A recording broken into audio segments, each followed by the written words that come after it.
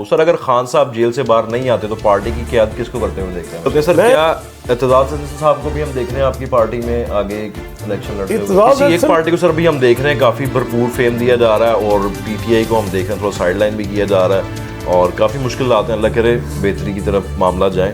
Sir पूरी दुनिया इस वक्त आपको देख रही है, कोई मैसेज देना चाहें पीटीआई की तरफ से? मैं ये और उसको लीड नवाज लीग कर रही है। नवाज लीग से हट के मैं ये बदकिस्मती है हमारी कि पॉलिटिकली सारे सिस्टम को उन्होंने सबोताज किया हुआ है। अस्सलाम वालेकुम व्यूअर्स, आज अहमद आफ्ताब सियासी टॉक का दूसरा प्रोग्राम। लास्ट टाइम मैं लेके आया था आपके लिए प्रोग्राम पाकिस्तान अवामी तहरीक का, उनके आरिफ चौधरी साहब हमारे साथ हैं। आज हमारे साथ पीटीआई सदर लाहौर जमील भट्टी साहब हैं। अस्सलाम वालेकुम सर। वालेकुम अस्सलाम। सर आज हम बात करेंगे जो पीटीआई को मौजूदा मुश्किलात पेश हैं और हम देख रहे हैं कि थोड़ा साइड लाइन किया जा रहा है आपकी पार्टी को, उस पर डिटेल से बात करेंगे क्योंकि व्यूअर्स भी काफ़ी इंटरेस्टेड हैं इस चीज़ के अंदर। तो सर मैं हमेशा स्टार्ट करता हूँ गेस्ट के इंट्रो से ताकि आवाम उसका बैकग्राउंड जान सके। तो सर थोड़ा एजुकेशन के बारे में बता दें, आप कहाँ से बिलोंग करते हैं इस बारे में बता दें सर। मैंने जी एजुकेशन कैरियर तो खैर साइंस कॉलेज से शुरू किया था जी, 1984 से लेके सही स्टूडेंट्स यूनियन का जनरल सेक्रेटरी में इलेक्ट हुआ था। उसके बाद 88 तक जमीयत का कारकुन रहा हूँ मैं, 88 तक। 88 के 88 में जब काजी हुसैन अहमद ने मुस्लिम लीग नवाज के साथ इलेक्शन का इत्तेहाद किया तो हमारे वो सारे नज़रियात को ठेस पहुंची कि जमीयत के बेशुमार दोस्त जो शुहदा थे, हम उनके जनाजे उठा उठा के थक गए थे और वो सारे लोग एमएसएफ के हाथों कत्ल हुए थे। बिल्कुल। और मुस्लिम लीग नवाज जो उसकी वाली वारस जमात थी, उसी के साथ जब काजी साहब ने इत्तेहाद किया तो मैंने इस्लामी जमीयत तलबा को छोड़ दिया। सही। और कुछ अर्सा बाद पीएसएफ पीपल स्टूडेंट फेडरेशन को ज्वाइन किया। सही। और उसके बाद तब तक मेरी ग्रेजुएशन हो चुकी थी। ग्रेजुएशन के बाद मैं कैद यूनिवर्सिटी चला गया जी। सही। वहाँ जाके मैंने इंटरनेशनल रिलेशन में एमएससी किया। अच्छा, गुड। और एडमिशन लिया इंटरनेशनल रिलेशन में सही। कैद यूनिवर्सिटी में।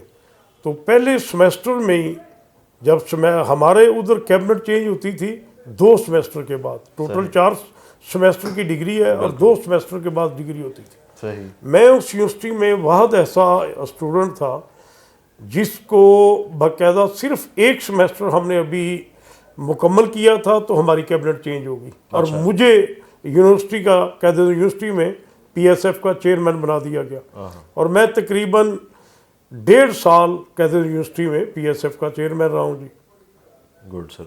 तो क्या मतलब कैद यूनिवर्सिटी में हमें एक चीज़ बड़ी खूबसूरत जो वो प्रॉपर मिली वो ये था कि मोहतरमा बेनज़ीर भुट्टो तब अपोजिशन लीडर थे और फारूक लगारी साहब जो डिप्टी अपोजिशन लीडर थे और उनके साथ काम करने का बड़ा मौका मिला। तो इसका मतलब सर पॉलिटिकल जो आपका कैरियर है वो काफ़ी आप यानी कि ज़माना तालिब इल्मी से आप उसके साथ लिंक्ड हैं पॉलिटिक्स के साथ? अब मैं अल्हम्दुलिल्लाह जी पॉलिटिकल एक्टिविस्ट के तौर पे मैंने ज़िंदगी गुजारी है। और वहाँ से जब मैं एमएससी करके इधर वापस घर आया हूँ तो 1 साल बाद मुझे हुक्म मिला कि आप पीएसएफ पंजाब की प्रेसिडेंटशिप को ओन करें। हम लोग आपका नोटिफिकेशन करने जा रहे हैं। ग्रेट।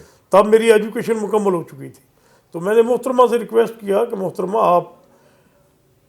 मैं अब स्टूडेंट नहीं रहा तो स्टूडेंट की लीडरशिप मेरा हक नहीं है। सही। तो इसलिए आप मुझे यूथ विंग या पीपल्स पार्टी में कोई जिम्मेदारी दें, मैं उसमें काम करूँगा। उन्होंने कहा नहीं, हमें अब पंजाब में आपकी ज़रूरत है क्योंकि मुझे उन्होंने उधर काम करते हुए देखा था। सही। और पॉलिटिकली गुलाम इसहाक खान साहब तब प्रेसिडेंट पाकिस्तान थे और मियाँ नवाज शरीफ तब वज़ीर आज़म थे। अच्छा। और हमारा जो इंट्रेंस थी ना बाबुल कायद और कैद यूनिवर्सिटी जो है मेन, उसकी इंट्रेंस को हम बाबुल कायद कहते हैं। बड़ा खूबसूरत गेट बना हुआ था, उसके ऊपर हमने पीपल्स पार्टी के कलर का ऊपर पीएसएफ लिख के ना 90 मीटर का बैनर था। अच्छा। मतलब वो 30-30 मीटर के 3 कलर, 1-1 मीटर के चौड़ाई 3 मीटर और 30 मीटर लंबाई होती थी, उस पर पीएसएफ लिख के तो बैनर लगाया हुआ था। तो ये प्रेसिडेंट गुलाम इसहाक खान साहब को और साथ नवाज शरीफ को इसकी बहुत तकलीफ होती थी कि ये पीपल्स पार्टी का फ्लैग जब हम लोग प्राइम मिनिस्टर हाउस से अपने सेन में आते हैं तो हमें यूँ लगता है ये जैसे हमारे सेन में लगा हुआ है और एज इट इज़ प्रेसिडेंट को ये तकलीफ मुँह चढ़ा रहा है। तो इस वजह से वो उस फ्लैग को किसी भी शक्ल में ख़त्म करना चाहते थे। लेकिन अल्लाह का शुक्र है हमने पॉलिटिकली अपनी स्ट्रेंथ के साथ उनकी हर तकलीफ तब भी बर्दाश्त की, तब भी अपोजिशन में ही थे। सही। और मेरे ऊपर मेरा कुछ 26-27 FIR है उस दौर में, यूनिवर्सिटी के दौर में। ये तो सर पॉलिटिक्स का एक असासा है ना साथ साथ। और फिर लाहौर आ गया, तो लाहौर जब मैंने कहा कि जी मैं अब स्टूडेंट नहीं रहा, तो ये लॉ का भी जो है ना प्रोफेशन, ये मोहतरमा बेनज़ीर भुट्टो ने कहा कि आप लॉ में एडमिशन ले लें। अच्छा। तो आप लॉ 2 साल में, तब लॉ 2 साल में होता था, सही। तो 2 साल में आप लॉ कर लेंगे और 2 साल हमें PSF को आप अगर दे देंगे तो तंजीम को आप और ऑर्गेनाइज बेहतर हो जाएगा। मेरी स्पेशलाइजेशन ही तंजीम को ऑर्गेनाइज करने की है। जबरदस्त। मैं और इसमें भी कोई शक नहीं, मैंने जमीयत से सीखा है ठीक कि ऑर्गेनाइजेशन होती क्या है। काफी सारे लीडर्स हम देखते हैं सर मुख्तलिफ पॉलिटिकल पार्टीज में, वो जमात से ही, जमात ने पौधा लगाया जो आज तनावर दरख्त बन गए, फल दे रहे हैं। सर PTI को ज्वाइन करना कैसे फिर आपका बना? मुहतरमा के साथ साथ ना बीबी नहीद एक ऐसी पर्सनैलिटी थी जो पार्टी के ऊपर मतलब हर किस्म का इन्फ्लुएंस उसका था। काबिज थी। हाँ, काबिज थी वो। और उसकी बदकिस्मती ये थी कि वो एलिजिबल लोगों को डिसोन करती थी। सही। और जो नालायक लोग थे, मुश्ताक अवान वर्गे, वो सीनियर मिनिस्टर बना दिए गए। और इस तरह मतलब मुख्तलिफ उहदों पे हमेशा उसने वही लोग रखे जो ना तंजीम का ख्याल करते थे, ना वर्कर का ख्याल करते थे। हम लोग उनसे अनाइड हो गए, हमने फिर पार्टी छोड़ी। ठीक। लेकिन ये अल्लाह का शुक्र है, मैं पीपल्स पार्टी की तरफ से बड़े भाई 2 बार सूबाई असम्बली के मेंबर हैं। हम लंबा अरसा पीपल्स पार्टी के साथ रहे, लेकिन बिलाखिर वो इख्तलाफ जब मियाँ मंजूर वट्टू वाला इशू चला था ना जी, तब इख्तलाफ हुआ था कि हमारे पार्टी के लोग करप्शन कर रहे हैं, वर्कर का इज्जत हया नहीं कर रहे। उस पर हमने काफ़ी इख्तलाफ किया। पार्टी को की क़यादत को ये बावर कराया कि यार ये लोग जो कर रहे हैं ये इससे पार्टी को डिलीवर नहीं कर सकते, लेकिन वो ना माने, हमने पार्टी छोड़ दी। तो सर फिर आप इमरान खान का मौक़िफ़ आपको अच्छा लगा, फिर आप उनकी तरफ अट्रैक्ट हुए? इमरान खान का जो मौक़िफ़ है ना जी, माशाल्लाह, बड़े भाई BMSC जालो जी हैं। सही। एक जो हैरान कुन बात थी, वो इम्प्रेस हुए इमरान खान साहब से, उसके मंशूर से, उसकी गुफ्तगू से। तो मैं तब इख्तलाफ कर रहा था, मैंने कहा अभी इसका सियासी कोई मुस्तकबिल नहीं है, बिल्कुल, तो हमें पार्टी जो PTI है नहीं ज्वाइन करनी चाहिए, क्योंकि काफ़ी देर तक तो लोग उसको सीरियस भी नहीं लेते थे। सीरियस नहीं लेते थे। लेकिन भट्टी साहब ने कहा यार मैं सूबाई असम्बली में 2 बार रह चुका हूँ। सही। 2 बार असम्बली में रहने के बावजूद मैं ये समझता हूँ कि MPA MNA की जो अंदर की ख्वाहिश होती है, जो डिलीवर करने की ख्वाहिश होती है, वहाँ डिलीवरेंस कोई नहीं होती। बजट बनता है, ब्यूरोक्रेसी बना के दे देती है और वो हमें सिर्फ पास करना पड़ता है जी। जो चीज़ें आ गई उसमें कोई अमेंडमेंट करना चाहें वो भी नहीं हो सकती, कोई लोगों के लिए कुछ करना चाहें तो कुछ नहीं हो सकती।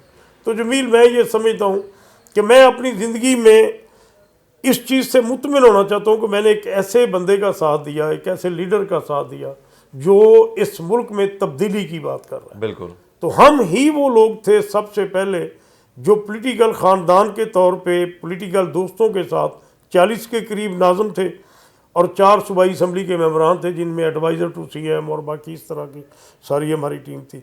तो हमने फिर PTI को ज्वाइन किया और रीज़न वो यही थी कि मैं अपने ज़मीर को मुतमिन करना चाहता हूँ कि मैं कम अज़ कम एक ऐसे शख्स का साथ दे रहा हूँ जो इस मुल्क में तब्दीली की बात। ज़बरदस्त। तो सर अभी आप मुतमईन हैं PTI से?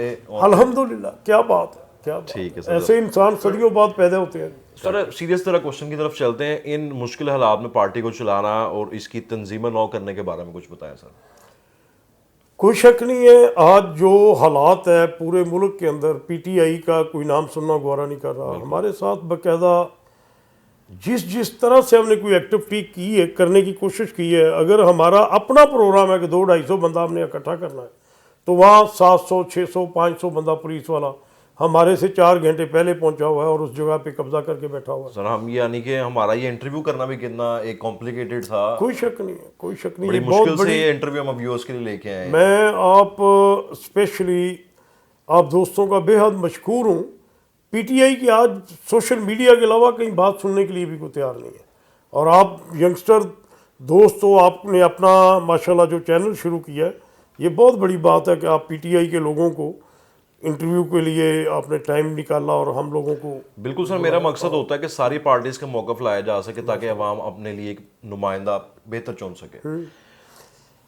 लेकिन जिस दिन से मैं प्रेसिडेंट बना हूँ जी, मैंने इन तमाम मुश्किल हालात में मैंने फेस ये किया है कि बजाय को शो ऑफ किया जाए या सस्ती शोहरत हासिल करने के लिए कोई एक्टिविटी की जाए, और पुलिस हमें हर जगह पे रोक तो रही है, कोई शक नहीं, तो मैंने फौरी इस चीज़ को अपने आप को चेंज किया कि नहीं, अभी हमें अपनी तंजीम साजी पे अगर तवज्जो दे लें और तंजीम अगर बना जाते हैं तो ये पार्टी के लिए सबसे बड़ा फ़ायदा होगा। पूरे मुल्क के अंदर लाहौर से चलने वाली मूव जो है ना जी, उसका पूरे मुल्क में असर रखता है। तो मैंने फौरी जो मुझे जिम्मेदारी मिली बीइंग ए प्रेसिडेंट, और मेरे साथ जनरल सेक्रेटरी भी बना दिए गए, तो मैंने फौरी अपनी तंजीम साजी पे तवज्जो दी। मैंने 35 के करीब, क्योंकि लाहौर 1.5 करोड़ की आबादी का शहर है, 35 के करीब सीनियर वाइस प्रेसिडेंट बनाए, एज इट इज़ 35 नायब सदूर बनाए, जॉइंट सेक्रेटरी 35 बनाए, एडिशनल जनरल सेक्रेटरी 1 बनाया, डिप्टी जनरल सेक्रेटरी 2 बनाए,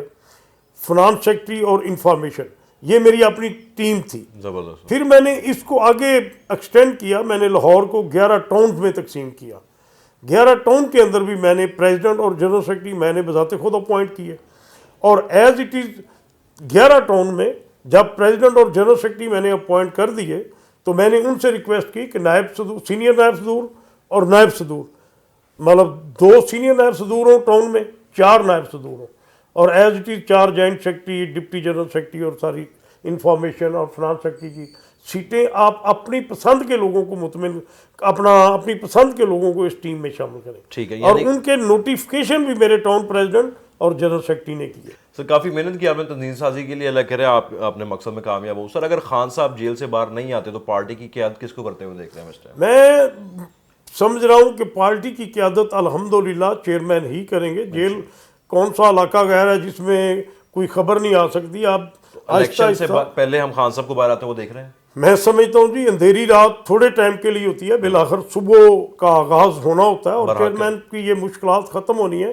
और हमारा लीडर कल भी चेयरमैन ही था, आज भी चेयरमैन है, और मुस्तकबिल में भी चेयरमैन ने ही रहना। क्योंकि खान साहब ने हमेशा कहा है कि आज़ादी प्लेट में रख के नहीं मिलती, इसके लिए जिद्दोजहद करनी पड़ती है, और माशाल्लाह अब उसकी एक भरपूर मिसाल हमें देखने को मिल रही है आपकी शक्ल में। सर नेक्स्ट क्वेश्चन की तरफ चलते हैं। सर क्या एतजाज़ हसन साहब को भी हम देख रहे हैं आपकी पार्टी में आगे इलेक्शन लड़ते हुए? एतजाज़ हसन ने अभी तक पार्टी हमारी ज्वाइन नहीं की, लेकिन उसका जो पॉलिटिकल मौक़िफ़ है ना, उससे यूं लगता है जैसे कि वो हमारी पार्टी को, हमारे नज़रियात को, मेरे रिस्पेक्टेबल चेयरमैन को ओन कर रहा है, और उसके लिए वो स्टैंड भी ले। मतलब कल को देख सकते हैं हम उनको? हम बिल्कुल तो कर रहे हैं, बल्कि हम उसको वेलकम करेंगे। हमें एतजाज़ हसन जैसे लोगों की और लतीफ़ खोसा जैसे लोगों की बिल्कुल ज़रूरत है पार्टी को।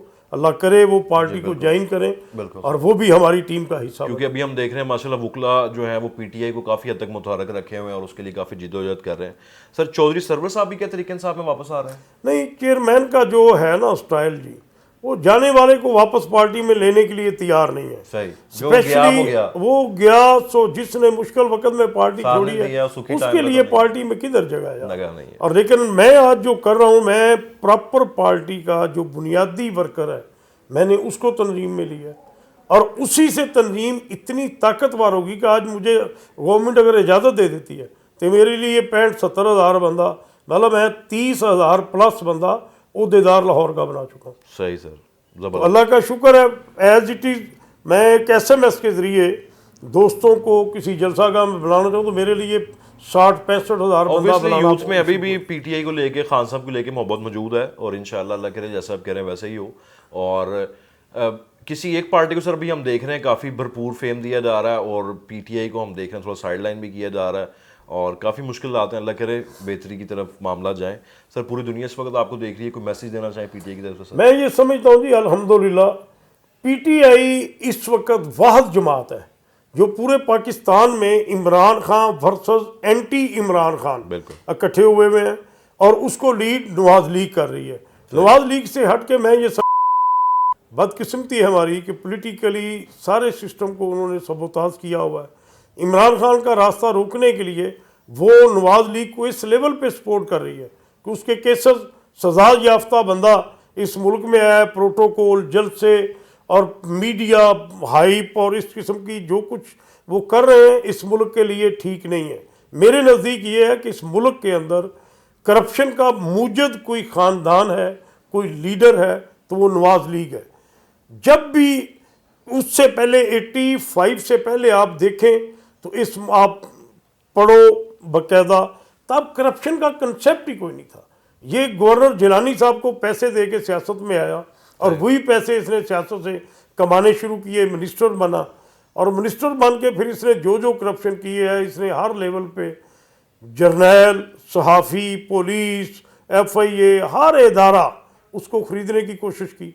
और पीपल्स पार्टी ने भी 88 के बाद जब आई है ना, इनका कंपटीशन करने के लिए, ज़ाहिर है पैसा जब सियासत में पैसा इतना ज़्यादा आ जाएगा तो फिर पीपल्स पार्टी ने करप्शन 88 के बाद शुरू की है। उससे पहले जो इस मुल्क में करप्शन का मुजदा है वो नवाज शरीफ था, और वही चोर है, वही डाकू है, वही लुटेरा है जिसने इस मुल्क की बर्बादी के ऊपर हर जगह पे स्टेप किए। अल्लाह करे सर खान साहब मुल्क के अंदर वाकई की तब्दीली लेके आए। इसी के साथ हम इजाज़त दें। बहुत शुक्रिया sir. Thank you very much बेटा, बहुत शुक्रिया।